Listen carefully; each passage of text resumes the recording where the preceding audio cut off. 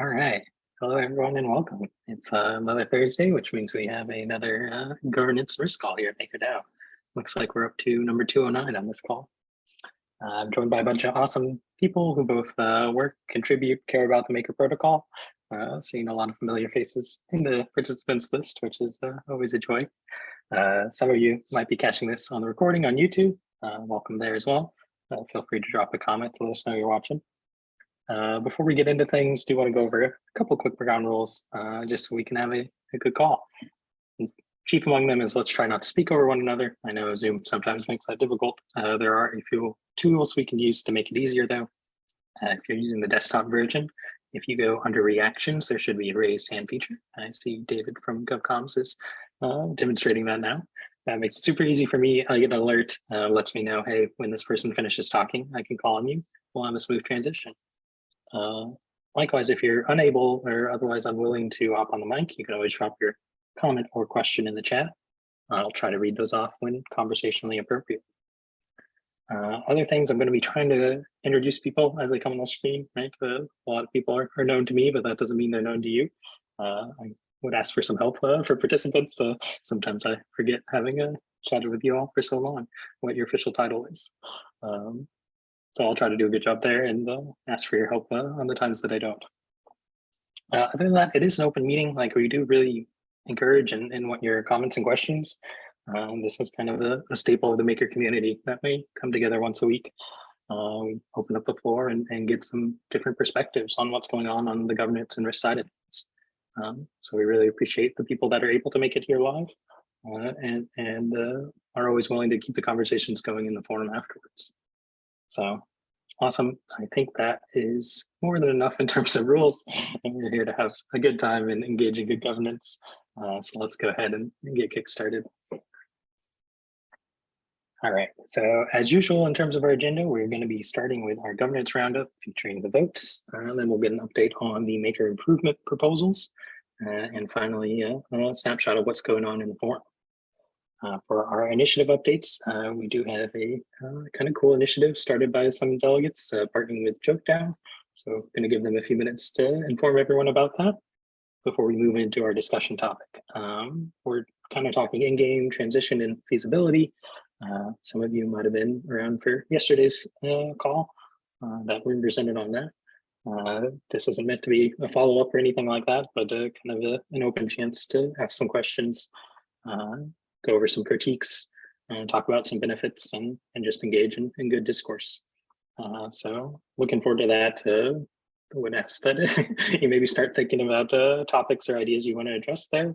That way, in case we hit a lull, you can hop in with your topic and get it addressed by the community. All right, enough babbling. Let's get into the governance roundup. All right, so in terms of ongoing votes, we do have 6 ratification polls. Those votes end on Monday, and you're going to hear more about them in a second, so I won't say any more. There's one active green light poll. That one you've got a little longer on, ends a week later on October 3rd, and that's for the RFA, Canadian Federally Regulated Mortgage Originator, just to make me say a bunch of big words in a row.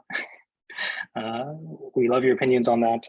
There is a forum post as well, so you can kind of engage, get the threads, see what people are saying about that particular collateral, and then vote accordingly. In terms of updates, there were 3 polls that ended on Monday, so I wanted to give a brief rundown of those. We had 2 green light polls being deferred. Those would be the different pool ones. We had a GUNI BUSD DAI gelato pool, as well as a Gamma WBTC REN BTC pool. Both of those were deferred, meaning that more no votes happen than yes votes. So we take that as a signal in Maker governance to say, all right, we're not going to investigate onboarding this collateral at this time. That doesn't mean we can't do it in the future, but for now, it's kind of deemed not to be worthwhile by the MKR holders. On the flip side of that, we did have GNO, which is Gnosis DAO's token that was greenlit. Again, so that means more people voted yes than no. That means it's a sign for our core units to start investigating the collateral and see if there's a way to make a profitable implementation for it, to bring it to the DAO and offer it to users. So look for updates on those in the future. but that should cover polls. Next up in the governance roundup, I have executive proposals. You might have been aware there's no executive proposal this week. I made a thread on the forum as well as announced it last week. It was very nice to give our engineering teams a week off, especially with all the L2 work that's going on.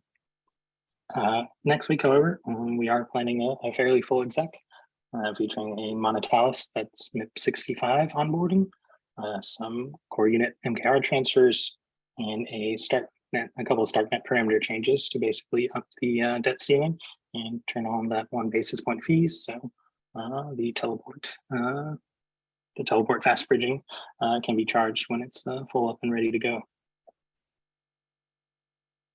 That should cover it on my end, I believe. Yes, that does. So I'm going to go ahead and hand over the mic to Gala, one of our 2 MIP editors, to tell you what's going on in MIPS land. Gala, if you want to take it away.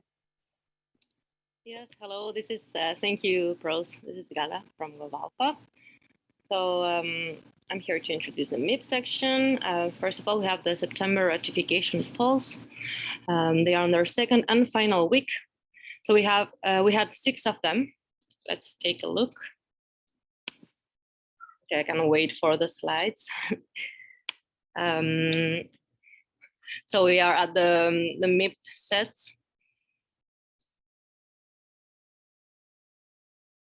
Oh. So the MakerDAO delegate MIP set formalizes delegates in the protocol and the way their compensation will work. The leading option at the moment is no. We have 2 MKR budgets, one for 𝘍𝑎𝑙𝑝ℎ, whose leading option at the moment is a 150% multiplier, and one for StarkNet, whose leading option is currently yes. Next, the leading option for the offboarding of the strategic happiness core unit is no.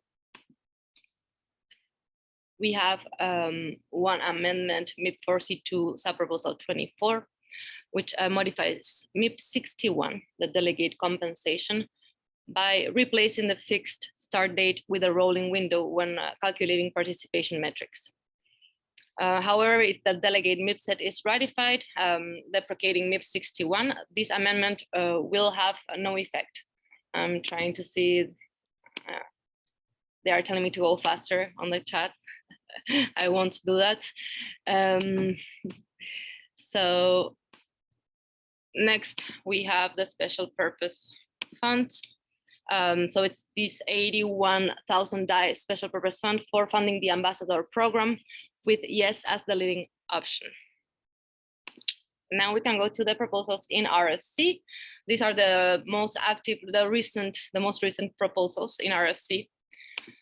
For the standalone MIPs, we have MIP 80, the MKR compensation guideline, which will remain in RFC for now, as communicated by the MIP author earlier today. We also have MIP 81, Coinbase USDC institutional rewards, that will transfer 1/3 of the PSM's USDC into Coinbase custody to earn rewards. This MIP has seen some changes recently, so please go check them out. And also there's a call with Coinbase CFO that will take place next Monday, September 26th. I'm putting the information on the chat right now, even if I'm not very good at reading all of the comments. That's that. Next, we have MIP 82, Monetalis Coinbase Appaloosa, which will set up a real-world asset vault to acquire USDC via the PSM that will then be loaned to Coinbase. This proposal is unrelated to MIP 81. And finally, we have MIP 86, recently posted, which is CoinShares USDC institutional rewards, aiming to establish a collaboration between CoinShares and Maker, whereby CoinShares will manage about 13% of the PSM's USDC and invest it, providing a variable annual percentage yield in USDC to Maker. MIP 86 is eligible to enter the November cycle at the earliest. Now we can check the core unit budgets. We have one budget sub-proposal for the DAX core unit with 3 options. So the extension of the current budget, a new base, which is about 86% of the current budget, and new bear option, about 76% of it. This proposal is eligible to enter the November cycle. For the special purpose funds, we have a 258,000 DAI special purpose fund to support onboarding Block Tower Credit as a real world arranger. This SPF will enter a monthly cycle as per MIP 55C3. We also have a new 50,000 sub-proposal fund requested by recognized delegate PVL. It aims to fund the creation of a DeFi-focused database to train models to identify sentiment and narratives. This will be used to improve the risk core unit's ability to detect currently hidden risks. Since the request does not exceed 15,000, it will be eligible to enter the weekly cycle. So that is October the 3rd at the earliest. Okay. Next, we have one amendment for MIP 41, that is the facilitator framework. This amendment shortens the RFC period for the facilitator offboardings and reduces the on-chain poll duration to 1 week. And finally, we have 12 proposals that make up the endgame pre-launch MIP sets with 3 top-level MIPs, 3 core unit mandates modifications, 1 amendment to MIP 16, the removal of a number of MIPs, 3 core unit offboardings, and a sub-proposal to change the problem space. We failed you. I'm kidding. We failed to mention this sub-proposal in the last presentation. So the problem space is a list of issues and goals for the DAO to address and achieve. This sub-proposal removes obsolete items and brings in new ones to the problem space related to the endgame plan. So these new ones are constitution, endgame product MIPs, scope MIPs, metanomics, and launch MetaDAO activation. The problem space is, MIP 1 has not been much used in the past, but is now being brought back to life with the endgame. And so finally, important dates. Please remember ratification polls are closing next week. So go cast your vote. And on Wednesday next week, Wednesday, September 28th, is the last day for modifications for proposals aiming to enter the October cycle. So that is all for the MIPs. I will read all the comments right now. Thank you very much. That was awesome, Gala. It's a crazy busy month, so thank you for being able to run through all that so concisely. As the chat is mentioning, there's a lot of votes that are pretty contentious that are wrapping up here. So if you haven't expressed your opinion, please consider doing so. If you previously expressed your opinion, it might be worth checking in and making sure you still feel that way, seeing how the votes go. All right, should bring us to our forum glance update. Artem, happy to have you take it away. It's Artem from the Governance Communications Coordinator. Almost forgot already. Hey, yeah, I just posted the recap thread, and I think Gala basically already covered everything I wanted to mention, but it's very short. We're going over the week of September 14th to the 21st, which was yesterday, and despite lots of discussion and things happening, the announcement side of things have been a little bit more calmer than usual, but I'll just mention these 2 announcements. And first up, so DVC calls no longer will be happening on Thursday, beginning today. So there's no DVC call later today after the GNR. They will, however, continue on Wednesday at the regular time at 1900 UTC. And yesterday's DVC call, which, as Gala mentioned, went over the endgame equilibrium and the diagrams associated with breaking them down. The video recording for that is now available on YouTube. And if you're trying to find the link, it's also in the forum recap. And next up, as also mentioned, an effort to raise questions regarding the MIP 81 proposed by Coinbase, GovAlpha scheduled a one-on-one call with Coinbase's CFO, Alicia. And it's happening on Monday, September 26th at 16:30 UTC, which is 4:30. And there's also a thread posted by Patrick, which is for the community to be able to submit any questions that they would like to be discussed during the call and presented to the CFO. Unfortunately, the call will only last 30 minutes.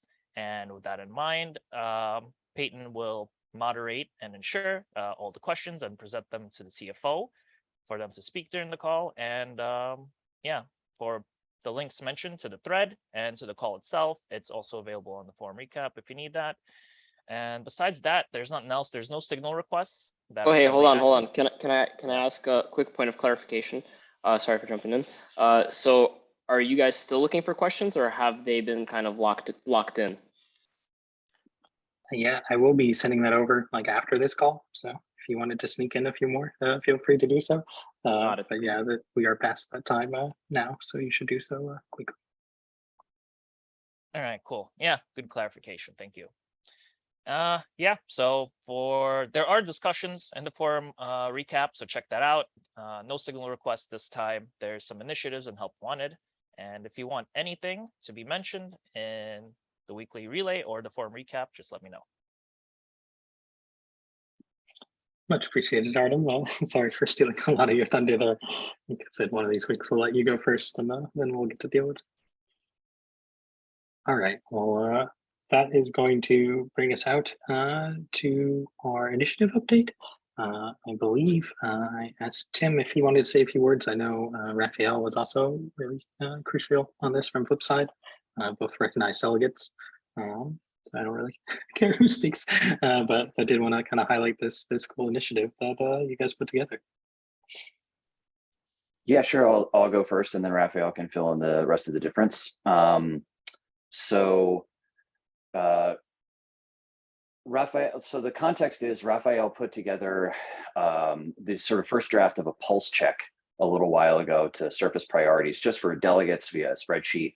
And it wasn't as on-chain native and the data wasn't as clear. It was harder to participate.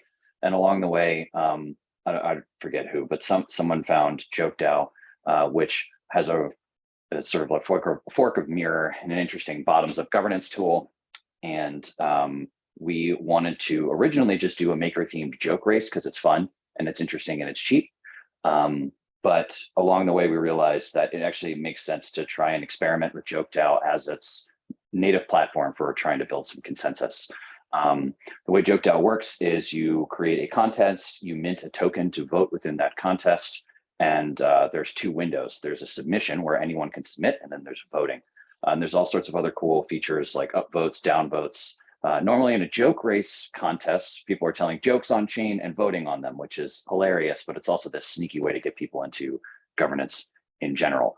And so we figured we would just take that next step. Raph and I are going to front any costs for governance folks to participate. We've created a claims page for anybody who is an MKR holder, and I'm working with GovAlpha to get a list of delegate addresses and delegator addresses so they can also claim for the voting period. But hopefully next week we'll be able to run the first actual pulse check on JokeDAO and see how it goes. Raph, if you want to speak up about your goals, go for it. Yeah, I think Tim, you covered it all. What I probably wanted to add is that don't get discouraged by the name JokeDAO. I think that's my takeaway. So this is far more powerful than the name suggests. And the name is actually there to just tell you that it's fun, it's easy, and it's also powerful. It's a great way to surface priorities. Exactly what I started. This is the perfect tool for that. And so I think we had some participants in the Google Sheet. This is easier to do. It's more fun to do, and it's more powerful than a Google Sheet could ever be. We can change it any way you want after you participated, and then if there's a consensus on how to evolve that, then hey, we're here to support that and to evolve that into being the most powerful tool it can be for maker governance.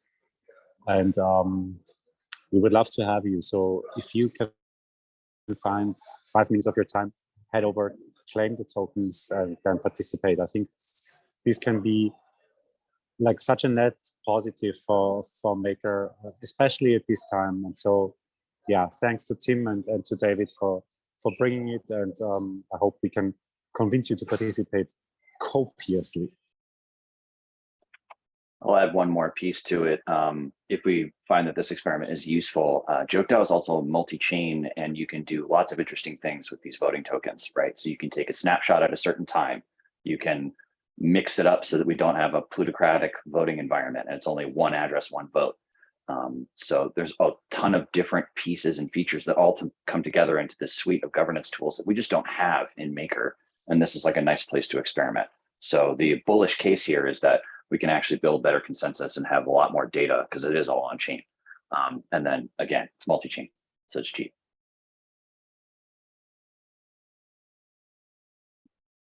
Right on.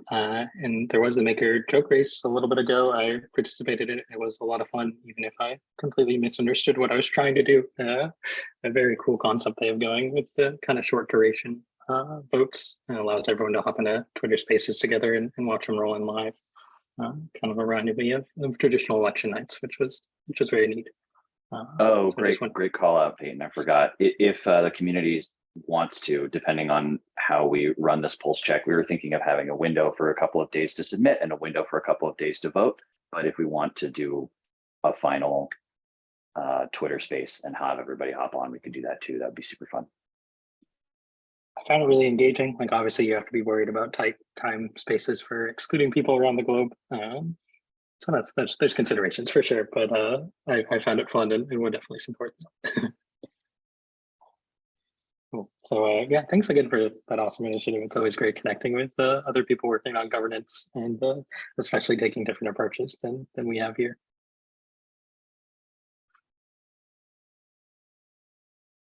Awesome. Well, I think that covers JokeDAO, unless there were any questions. I'm not seeing related ones in the chat or hands. I will pause for a moment.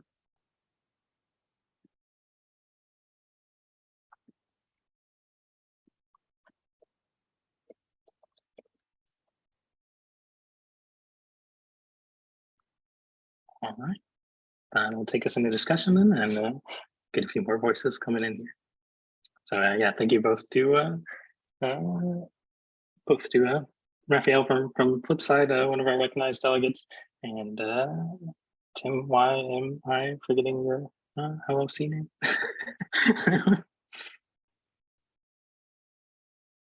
Also starts with F.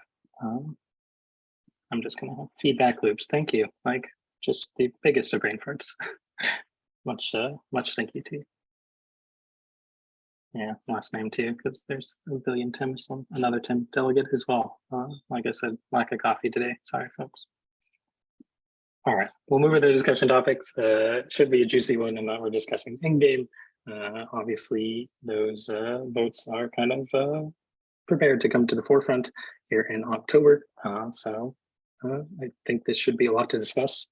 I already see Josh, one of our committee members from the 𝘰𝘳𝘳𝘳 security core unit, raising his hand. If you want to kick us off, Josh, I'm happy to hear what you have to reflect on. Yeah, so yeah, I know there's been a lot of discussion about like the details of the EndGame and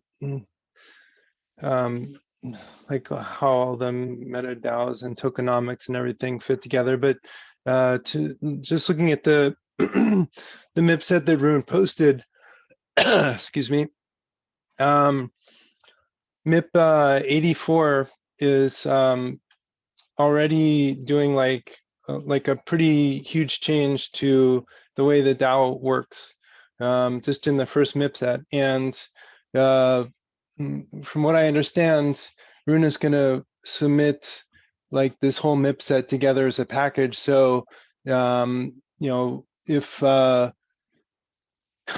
I just wanted to focus scrutiny on MIP 84 because and yeah, Chris Black read it 8 times. Okay, thank you. But everyone else to focus scrutiny on MIP 84 because it's okay. Let me just summarize it real quick. So any surplus buffer we have above 20 million DAI is transferred to this special MIP 84 thing called the POV or protocol owned something.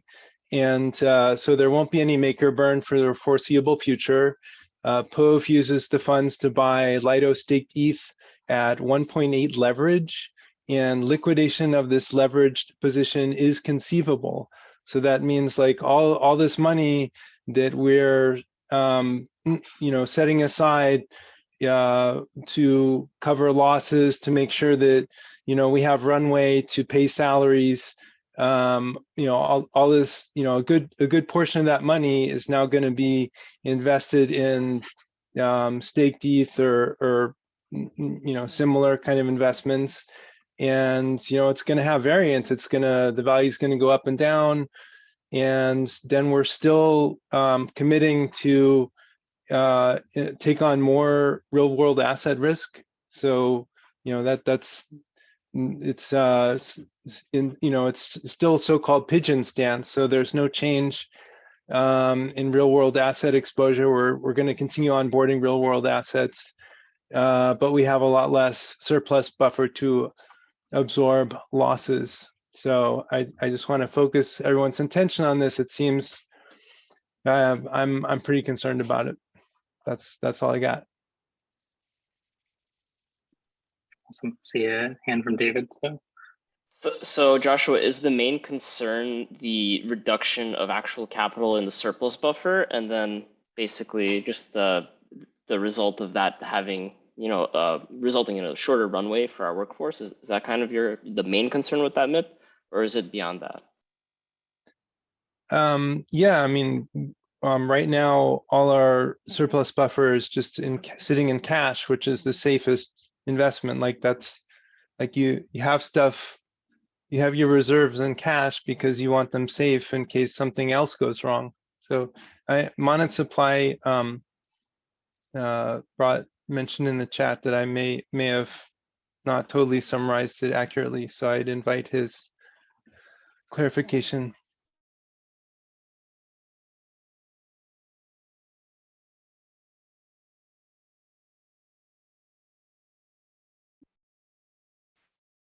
Yeah, I don't know if you're able to hop on the mic, Monet, but if not, basically his point in the chat was best case scenario is that we are conservative enough with our initial leverage that we never need to deleverage the position.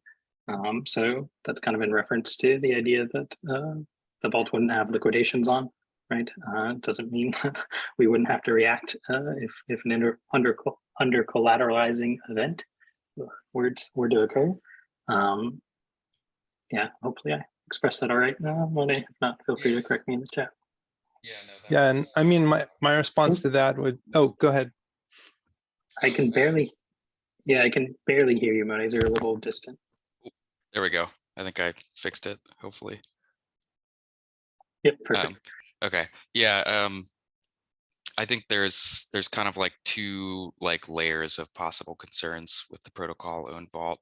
One is that we, might need more cash than it would leave over, like more than the 20 million or whatever it is, for our existing risks that we're bearing, like existing vaults and possibility that we might have bad liquidations, real world assets, and then also just like runway for like workforce expenses and oracles and all that. So that's like one layer of possible concern.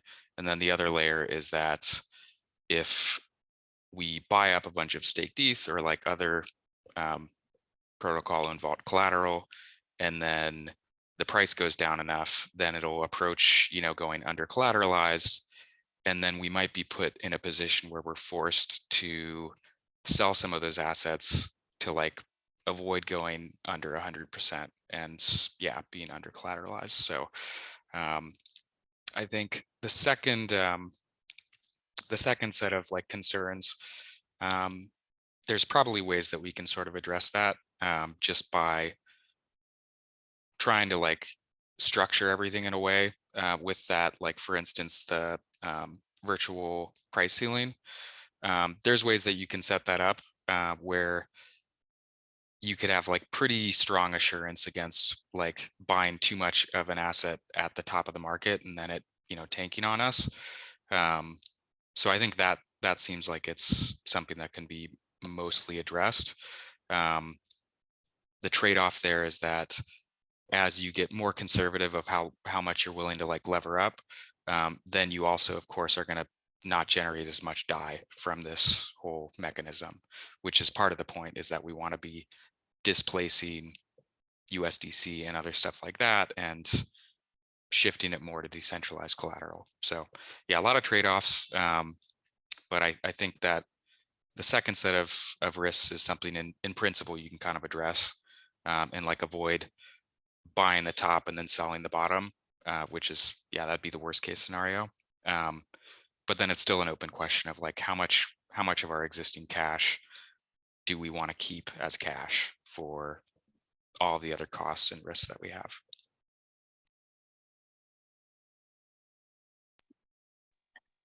Awesome. Yeah, and then- really appreciate the in-depth look, Monet. Yeah, go for it, Josh.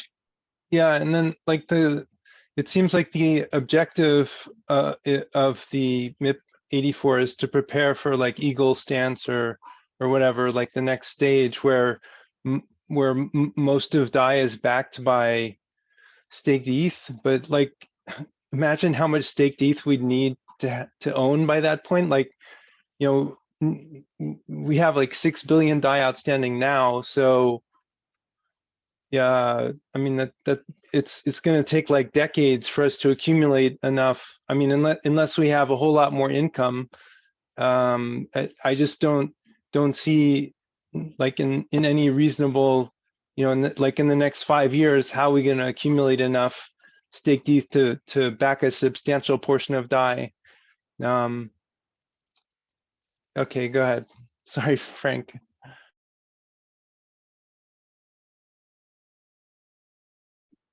Yeah, if you want to hop on the mic, Frank, and talk about your perspective, that might be good to hear.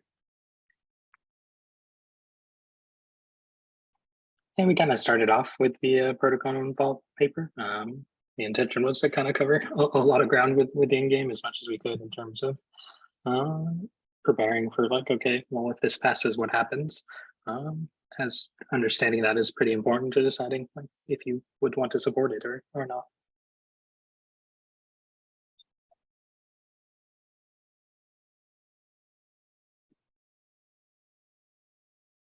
Yeah, as I kind of alluded to at the top of this call, Rune has been holding a number of what he calls decentralized voter committee calls, showcasing the EndGame. So obviously people who both read the forum and attend those calls probably have at least might think they have a better idea of what's going on. So if someone who has spent the time doing that is willing to speak up, I think that might be helpful. But obviously there's a lot of ground to cover just within the MIPS. I know we have for Wisdom on the call who published a critique. So there's like a lot of different ways we can explore this, and we're just kind of hoping to use this space to allow the community to bring up things they're still unsure about and maybe get a little more clarity there with the collective knowledge of the group. And that is a good point too. I see a hand from David first though, so let's go there. Yeah, I'm curious about the pre-product thing, but what I was going to comment on is like, what is GovAlpha's view? I know you guys shared it last week on the readiness of this MIP set to actually go into formal submission.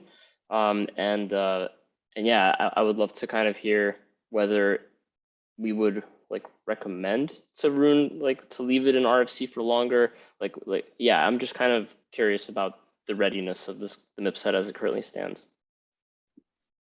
Yeah, I was kind of thinking about taking it there as well. So thanks for the queue up. Basically, we've been chatting with the room in terms of like how this will be proposed as governance. That's obviously like a bit more difficult of a question when there's so many proposals and they cover such wide range. Basically, our MIP sets were designed to be, you know, kind of single impact things, so things that are related to each other. Obviously, if you have a grand plan, there's some relation there, but it can get a little dicey in terms of like, okay, well, offboardings are included in this. So kind of our approach as GovAlpha is very much we want to respect the MIP author's intention, right? They're proposing a change to MakerDAO. They have the right to kind of have their vision heard by by the maker holders as long as it doesn't break any of our MIP rules. So one of the things we felt was that the core unit offboardings should really be put up independently. And that's because basically we felt like it would be okay if they were independent. You would prefer them as a set, but wasn't against it. And when we think about the core unit side, like we're voting on offboarding you and your team around taking away your pay, it would be, even more frustrating of an experience if you felt like you were offboarded because of something that had nothing to do with your performance, right? So by keeping those ones individual, we will allow at least some sense of self-advocacy of, hey, you can campaign for your core unit. It's up for vote individually, which allows people to have their own view on EndGame while expressing a separate view on the offboardings. So only the offboardings and then the Lido to MKR swap will be separate. That one was recommended by Rune, and we agreed in terms of governance that one really should be separate. And the rest of the kind of pre-launch MIP set are all going to be bundled together. To circle back to David's original question of completeness, there's been a few things that are incomplete with the MIP. We've been in contact with Rune and currently are still pretty confident he's going to submit his edits before Wednesday. Obviously, if we don't have those edits before this call next week, then we won't be able to announce it as eligible for the October cycle. Rune very much doesn't want that to be the case, and has ensured us he'll be getting the edits in. It's our job to confirm that they are put in and to our satisfaction. So hopefully that wasn't too rambling of an answer, but wanted to kind of cover the full ground of the question. Thanks for asking, David. All right, I did see a hand from Raphael come up and go down during that. I don't know if I blew past your topic. Yeah, I think you answered the question. I was like, so by Wednesday, all the MIPs have to be completely on the forum, right? Okay, and then like I have more like it's not a really question that I think I expect a very specific answer to, but I think assuming that the MIP set passes, we'd see at least some core unit resources deployed towards developing, I think, pre-game products, right? Yeah. Can you maybe rephrase that, Raphael? I'm not sure I understood. So I think like if the MIP set passes, then the first thing that's going to be done, as Rune mentioned in the DVC, is that the pre-game products are going to be developed, right? Yes. So I did ask this question of him yesterday, and he basically said that like there's not much that can really go first, right? He basically suggested that maybe 𝘧𝘪𝘴 in terms of the wrapper could be developed. But yes, basically his intention is like, okay, pass the MIP set and then start working and deliver kind of all the tech, all the background that needs to be made as once. So if we think about this from a governance perspective, this is kind of the first wave of proposals. Rune has suggested there will be more, but this is basically asking the community, all right, is EndGame the direction we want to go in? We want to kick in all these things if that is the case. And then there probably will be more to come, but this will at least kind of set us on that path of EndGame if it is proposed, if it is approved. Because I'm thinking if it like always like with the corollary that I assume that this is going to pass, then should we during the time that basically core units have additional tasks, which I assume that there will be at least some additional load on stuff to be developed like front ends and some smart contract work. And so, for instance, deprioritize certain collaterals or like other stuff that takes up a lot of bandwidth at the moment.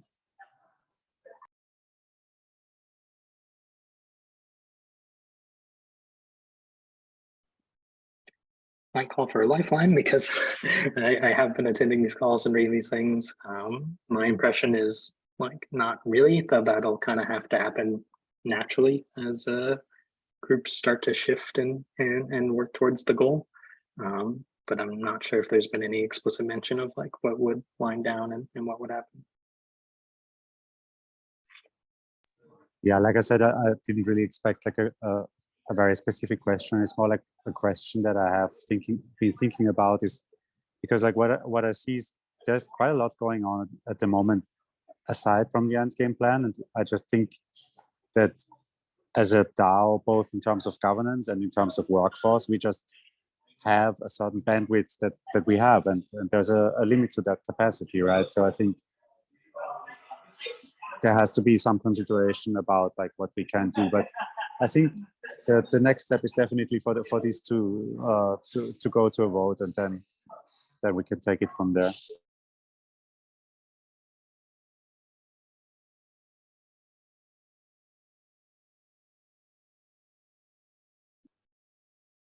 Yeah, so we did have some question and response in the chat. I don't know if Derek might want to come on the mic or not. No obligation if not, but David was asking.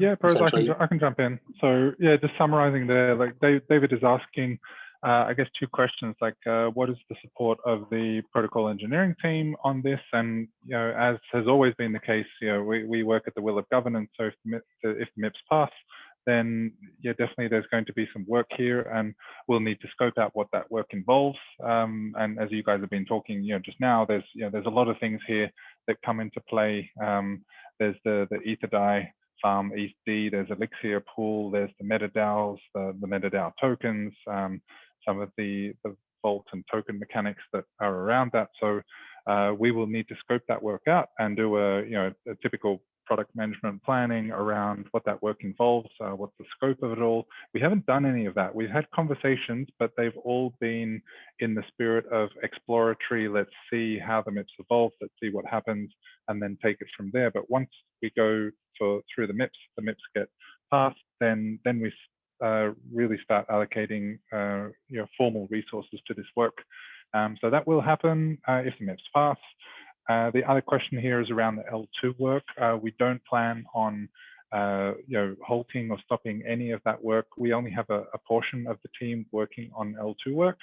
That's because it's pretty specific in nature, and that's still focusing on the optimism arbitrum, the fast withdrawals work. So now moving on to the L2 to L2 space, and we're also looking at the ZK sync work, which is starting to, they're, I think, maybe now 60 days or so out. So we're working on a DAI contract for them as well. So that work is still going to continue. It's a different group of people within the team.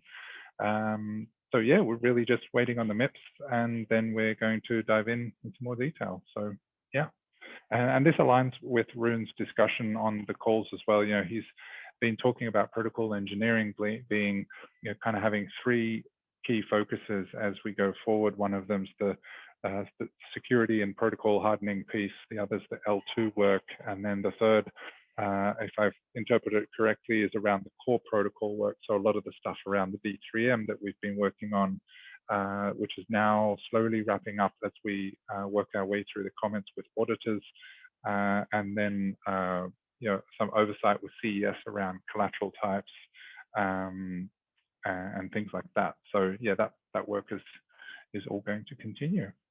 So yeah, back to you, Pros and David. Much appreciated, Derek. Yeah, I think it's always good to hear from kind of the boots on the ground and where their perspective is and what they committed to. So thank you for sharing.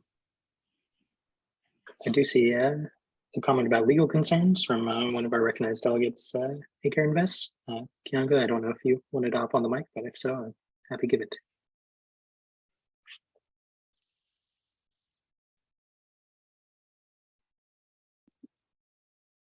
Cool. I'm happy to read the comment off as well. So basically, any compliance and regulatory review required from MetaDAO token issuances at any time?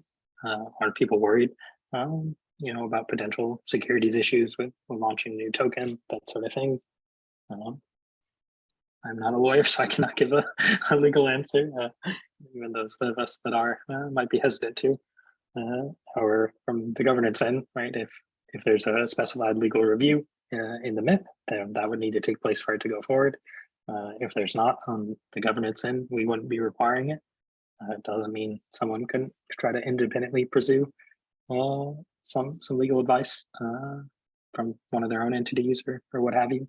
But yeah, we use the MIPs as the bylaws. If the MIPs specify that something needs to happen before it can go forward, that's kind of Patrick and I's job as governance facilitators to say, okay, well, the MKR holders voted for this. They wanted this dependency covered before it reached the next stage. So we won't let it reach that next stage until that dependency is uncovered. Yeah.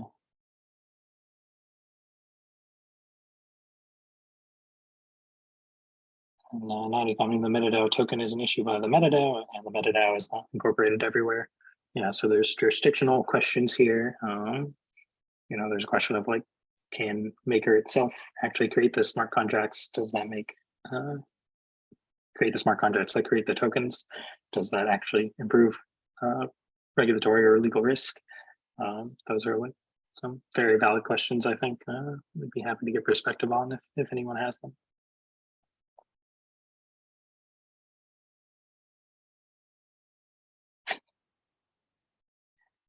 Patrick saying, I thought they were issued by Maker Core. Well, please clarify. For wisdom, a bunch of in-game summaries. So it's perhaps a reasonable person to ask when you're unsure of what has been written. Kind of saying it's not really clear in the chat.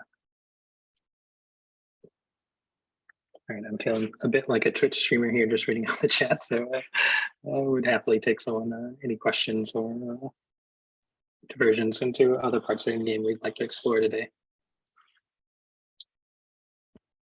I mean, I can just comment that, like, I don't think, at least the written parts of the endgame plan so far don't tend to go into that much detail about how exactly these things are happening and who's doing them technically and all that stuff. So I'm not sure if there's a clear answer to that at this point. Much appreciated, Long. And on the DGC calls, these have been like kind of work in progress. Like kind of perhaps I hope that's fair. Someone can correct me if it's not. But basically, Rune is often sketching things out, asking for feedback, and then sometimes it changes week to week. So yeah, could be that these are intended to come in the written form later on with more clarity, and it could be he just hasn't had time to get to them yet.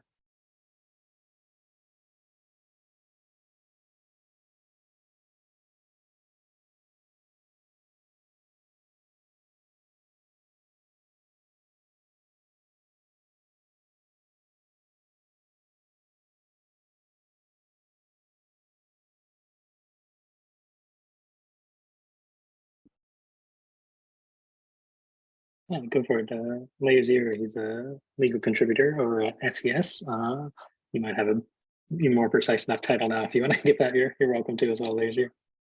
Sure. Yeah, only to answer to Kianga's comment, we have identified the risk that some of these tokens could be considered securities, and we will conduct an initial analysis, SES Legal Research, with Soren, our new team member, and we will share the results because we want to share also these concerns with Rune. We want to mitigate the risk that we are here issuing securities, or if there are securities, then how can this be done in a compliant manner? But we will conduct an initial analysis because that is we have identified this risk, Kianga.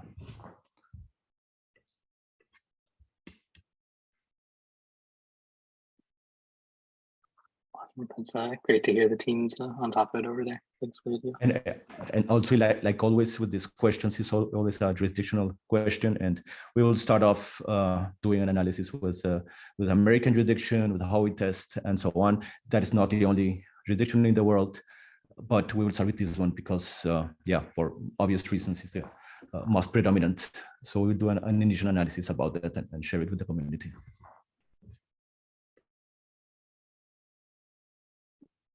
Awesome. Looks like you got a lot of eager fans awaiting that report. I know we initially talked about maybe getting into whether it be like criticism or discourse for activism, I guess, on the other end for EndGame. I don't know if there's anyone who kind of would like the soapbox. But we do have a bit more time today, and there's plenty of endgame ground to cover. So I'm happy to give it over to someone if they feel strongly for or against endgame and would like to voice it here.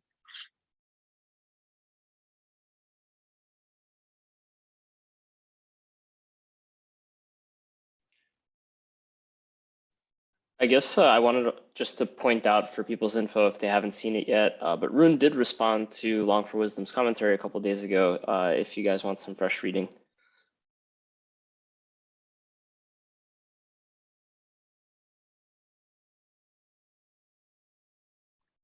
Definitely a good chat there, David. Maybe someone has a link they can drop. I can grab it in a moment if not. Seen a hand from Raphael, flip side, one of our recognized delegates. Take it away. Yeah, so I'd just be interested in hearing, like, maybe from the perspective of core units on that call, like how and if you prepare for the endgame plan, or are you kind of waiting? I mean, obviously, like I see a couple of you attending DVCs, but I just mean like for your business, like these preparations, are they happening? How much of your time does that take? Just overall level, just like a temp check, if you care to share. If you say, hey, no, that's our business, then I can completely understand that. But if you want to share, I can share from our perspective that endgame plan takes, I think, a considerable time of our work as delegates, just because it's a lot to read and to understand, and we try to understand it as well as possible, and then try to provide the best input possible, because we think it's a good initiative and we want it to go forward in the best possible way. But yeah, I think it's probably, I'd say 30% to 50%, depending on the week and how many DVCs calls there are and how many other initiatives there are on top of what we do is concerned with the endgame plan. And I just wanted to know, like, how much is invested in preparing for that, if you care to share.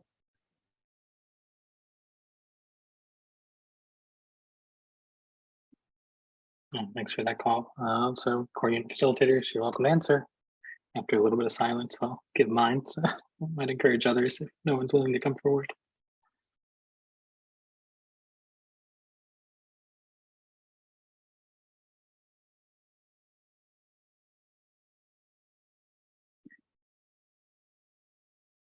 Out at my silence tolerance, so I'll keep talking. Sorry, I'll save you.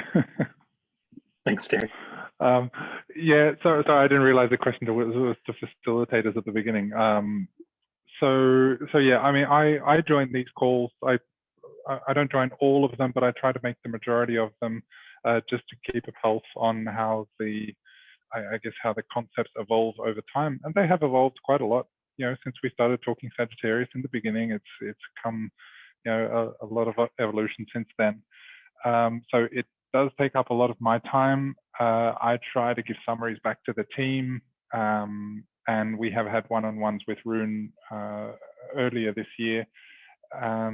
So yeah, I mean, from my perspective, yeah, it takes up quite a bit of time, a chunk of the week, but others are focused on the existing work. Like to my previous point, you know, we're focusing on what the current mandate is, and if that mandate changes, then, you know, that'll be reflected in our work and the way we structure our work. But at the moment, it's been relatively minimal interrupt to our existing work, bar a couple of calls with Rune where we've, you know, probed him on certain tokenomic questions and, you know, technical aspects of the plan. But other than that, it's been fairly minimal.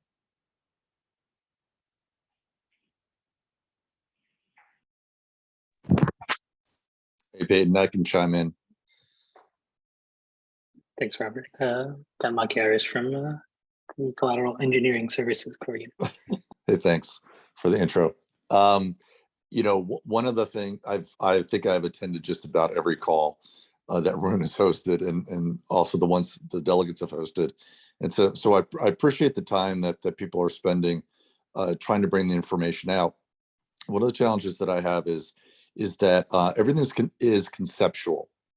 And anytime that I ask a question on specific implementation, or just, you know, the next level down from the 50,000 foot, it's really challenging for me to get a specific answer. And as someone that is literally in implementation as a core unit all day, dealing with thousands of details and the volatile nature of the thoughts behind RWAs and trying to translate that into, let's make sure the plates stay up in the air and that we have business continuity. So my concern is more in the implementation. You know, I think personally, I think that we'll move forward. I think that these MIPs will most likely get passed. And then we're going to get into a period of implementation. And there are a lot of details that we have no answers to that need a lot of work by a lot of different people and core units out there. And so far, I see Rune running around doing or trying to do everything. And there are a lot of people saying, hey, we can help. And I don't see that pickup happening. So I'm just sharing my concern from a facilitator that's got a lot of work in progress. And there's dependencies that we have on a lot of the concepts that are being created, but it's very unclear on exactly, for example, there's vault adoption. All right, that's fine. There'll be vault adoption. And there are hundreds of details behind the scenes that happen on each of the RWAs right now. And we're managing those. And so it's like, all right, so if we do a vault adoption, there'll most likely be a MIP for that. But we've never done this before. We've never even done the endgame before. So trying to figure out the details behind how we actually do the vault adoption, and then making sure that the work successfully gets transitioned over to, I think, what a protector MetaDAO will do right now.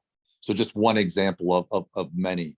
I don't know if others share this concern, but it's the top concern I have with the endgame plan.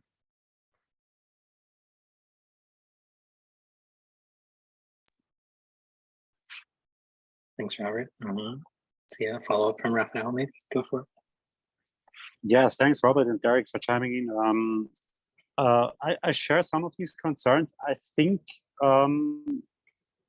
we are addressing them slowly but steadily. So I think what Tim started to do with like surfacing these questions, and then of course now that the MIPs will get published, this will make stuff clearer. And then if as soon as they start getting implemented, I think we will answer these questions. But I definitely share the concern that at the moment there's a lot of ambiguity out there, and it's very vague exactly how that stuff is going to go down. And but I think just how I've seen Rune operate, and I mean I'm pretty new to this game, so you all can correct me if I'm wrong. But I've seen him really take input into consideration, and actually making the plan both simpler, actually like constantly simpler. Now, from the beginning to now, there's a huge change. Now governor DAOs are delayed. And so he's taking that input to heart. And then at the same time, I think what I find interesting, like looking forward into what MetaDAOs should be, is that we should change our way of thinking about work to be done from governance decides for the whole DAO what to do, and then the DAO does it, to a really decentralized, permissionless model where, like people just start doing the work, start implementing the details, and then this is how it's actually going to be. And by implementing them without asking for permission first, they're actually shaping the plan to be exactly what they want it to be. So I think this, for me, is how I see the endgame plan to be implemented, and also which would, if accepted, unlock the most potential from the workforce, because all of a sudden everybody has with this construct. You made a good point in that, which is so I've been through many reorganizations, and I'm the one that led the transition from the Maker Foundation into the DAO. And anytime I've been involved with organizational change, it takes a lot of planning. And inside that planning, a lot of it is education up front, which I would consider that we're doing some of that. And then there is a plan that has to be implemented, and it takes a while to do that. And so what I see happening right now is that there's a lot of jockeying for ideas behind the scenes, and there's some plan of an organizational change that we're going through right now.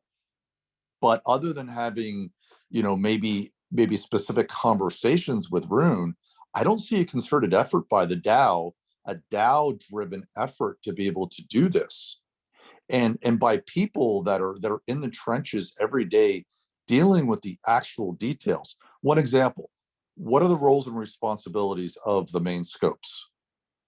So by doing that, what we're able to do is determine if we have roles and responsibilities to understand what portion of the workforce will fit into that. The same is true with the MetaDAOs. The MetaDAOs, at least what I've been told in the way of the protector MetaDAOs, it's a 3 or 4 person team. Okay, that's great, but how do they expect to get anything done? So there's a lot of implementation details like that, or even just bootstrapping a MetaDAO. I asked the question yesterday, I'm like, how specifically does DAI get to a MetaDAO so it can pay its people and for services that it would procure outside of the MetaDAO? I didn't hear an answer to that. Others in the call might have, but it was very unclear to me how that might happen. And so we're moving forward and putting together a MIP set that fundamentally changes our DAO. We don't know what the next step is. I'm okay working with unclarity, and that's fine, but there has to be more people involved. Granted, there is one person that most likely will sway the votes, but there's a lot of us that are doing the actual work that need to be involved, and that's kind of the point that I'm trying to make here, and I'm not seeing that just yet.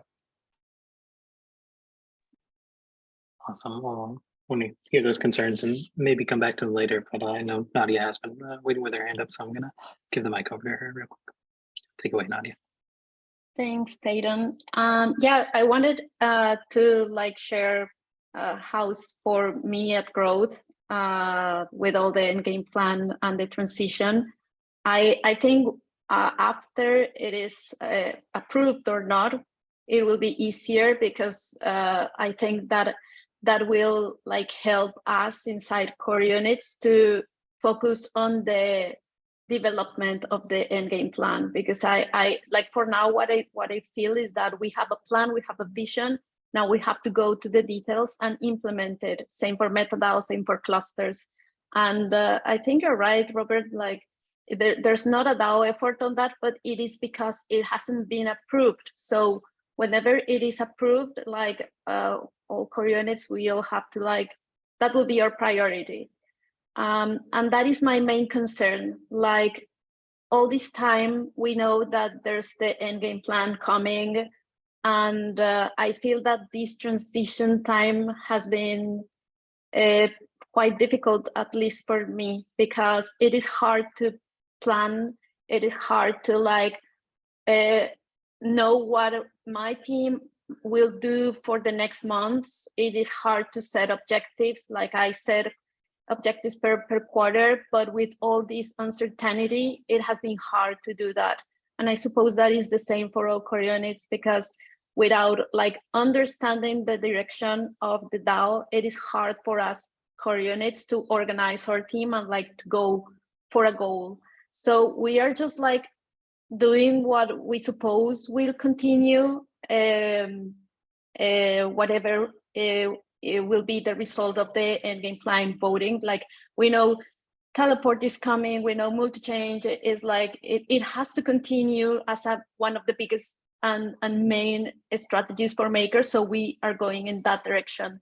But then it is hard to know, you all know that for core units, it's also, it will be a complete different story once the endgame plan is approved and starts, because core units mandates will be reduced, the budgets will be reduced, so we will have to reorganize everything. So right now, without a time frame and in the middle of the storm, it is hard for me to plan for the quarter. So it is hard for me to tell my team, yes, we should plan to go to this conference, or we should plan to do this campaign with this partner, because I have no idea how Maker will look like in 3 months.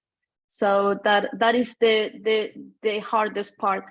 In terms of time, yes, of course, I'm spending a lot of time trying to understand all of these, but I think I'm with Derek on this. Like I do it, and then I go back to my team and I share what I've learned or the things that I could understood after listening to Rune.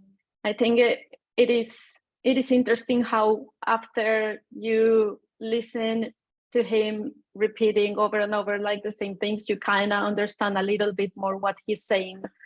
So I think that hasn't been a disruption in terms of the time that we dedicate on that, because I do it and I consider that a part of my job as facilitator, and my team has not been affected for that, but it is affecting me on planning for the future. Thanks. Nadia covered a lot of ground there, and that was really beneficial to hear. Do you want to hand it back over to Raphael and see what the follow-up is? Sorry, is it me or someone else? Yeah, Quite all hear you. you. Okay. So yeah, it's just an idea. Like I'm not saying this is how it's going to be, but like this is my ideas of how it can work and how you can actually have peace of mind right now. And that's by, if you think about Maker as something that has like a great product and that's actually generating revenue, and then you think about the core unit as an independent business that actually just, in the end game plan, then I think if you think along the lines of like, hey, where in this plan do I see myself? Where do I want to go there? How can I improve it? How can I make sure that I create an outcome that's profitable for the whole thing? Then I think you're in a really good spot, because I think you don't need the permission of Rune or of anybody to go and create. I think that's the whole plan of the end game plan, is, at least how I understand it, to unlock that, to just say, no, I'm going to do that, And the interesting thing is that Flipside is going through a very similar transition where we are moving away from into a future that's much more enabling for individual contributors to go and create. And I think we have very similar challenges there, where people have to, people struggle with this, how vague it is. But I think this is its biggest strength, because it's a blank canvas that you can use to paint on. You know what I mean? And that's kind of the framing I choose to think about that. So yeah, that's just my opinion. I'm not claiming this is right, but I think it helps me with understanding the end game plan. It helps me to participate there in a way that I find meaningful. And I say that again, I've seen Rune really taking input without compromising on his basic tenet. And the basic tenet is how to create a DAO that scales in a purely decentralized fashion. And I think that's a radical departure from the way the DAO currently operates. And that's why there is no the DAO does, because there is no the DAO. Like a pure DAO is not an entity, right? It's just this automated smart contracts that run and create value, and then everything else kind of spins out of that without asking for permission. If it creates value, then the value accrues to the whole, and if not, then it dies and withers, right? And so I think it's a very radical departure that you need to do, thinking about how Endeavor is organized, and it's very hard to do. I don't claim to have the answers. It's just like a pointer, like how you can think about that. I would like to add something to what you said, because of course I'm not concerned about the future of my core unit or the contributors of growth with the endgame plan. That's not a concern. I see a lot of possibilities. My concern and what's challenging is to plan, because we have a mandate, So right now, without the end game plan being approved, you have to decide, okay, so we should think about MetaDAOs, or should we stick to the mandate? Of course, we have to stick to the mandate, because maker holders are paying us for doing that. But then you have to think, okay, so let's say we have a campaign with Binance because they want to list DAI in one of their newest products. But to do that, we have to sign an agreement with them and have a commitment with them for the next 6 months. Should we do it or not? Like, if you think in terms of the endgame plan, we shouldn't do it, because the endgame plan should be like what Rune is looking for is that Maker Core is like as permissionless as possible, where agreements with third parties doesn't exist. Everything is permissionless, like everything is lean. So if you think about that, we shouldn't do it. But if we don't do it, we are losing like a huge opportunity for Maker, and that is part of our mandate as growth core unit. So that is the hard part, that we are struggling every day, because like there is this end game plan, hasn't been approved, but everyone wants like to pay attention to it and to help like Maker holders to do whatever is best for the protocol. But we also have a mandate. So that's the hardest plan. Like you have resources, you have a budget, you have to plan in advance for what you're going to do in the future, at least in next 3 to 6 months. With all this transition, it has been impossible because we don't have certainty of anything. So that's the problem. I don't think that the problem with core units right now is what will happen with the workforce, because like I'm completely confident that we will find something to do, like in the MetaDAO, in the endgame plan, or in any DeFi protocol. Like Maker has like very amazing professionals. That's not the problem. The problem is we have our mandate, and yeah, right now it is difficult to know the direction.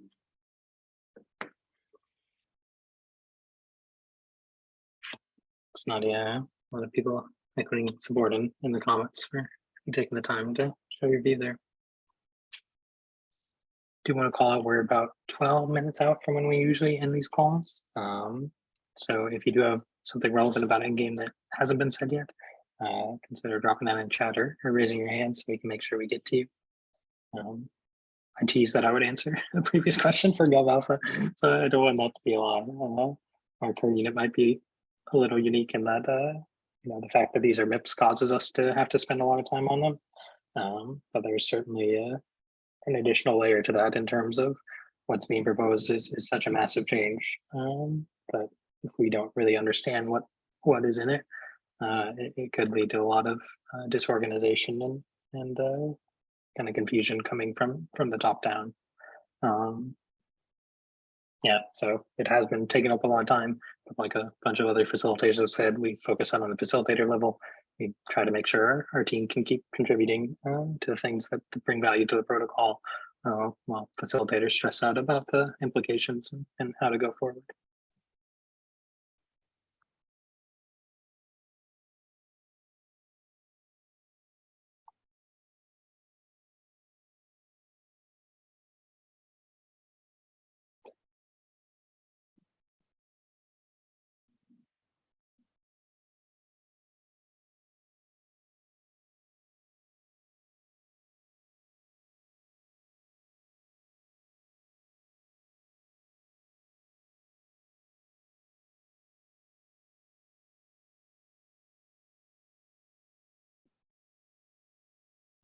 All right, well, we've covered a lot of ground today. A lot of these are big, potentially anxiety provoking topics. So I do want to make sure everyone takes a moment for themselves. You know, it's very clear from the chat, a lot of the voices, people are here because they want Maker to work, because they want to see us keep improving and challenging the notions of finance, of work, of all sorts of awesome things that we set our minds to. So first off, just want to express gratitude for everyone taking time from their day, for giving us some of their energy and devoting it towards what I would argue is getting better governance. Bit of a recap, I guess. We kind of started out with some things with the Coinbase proposal. As you might have been following in chat, to keep your eye out there. after this call and I get some food in me, I'll be dropping our link to the questions that'll be sent to Coinbase. That call is happening on Monday. And we'd love for you to sit in and join us. We're going to get some live chat going in our Discord as well.